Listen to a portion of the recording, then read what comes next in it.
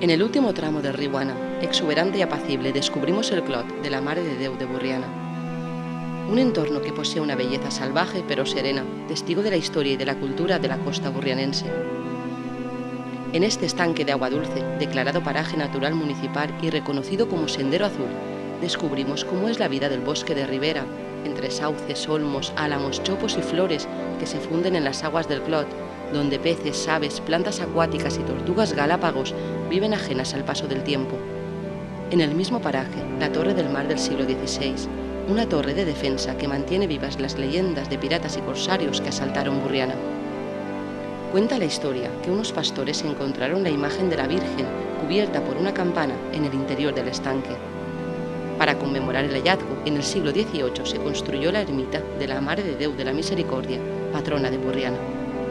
El Clot es un lugar compartido que invita a coquetear con su fauna y con su flora, a vivir una nueva aventura, a sentir la generosa libertad de la naturaleza, a encontrarnos con nosotros mismos, a correr sin huir y a dejarnos llevar por la paz de un paisaje mágico junto al mar.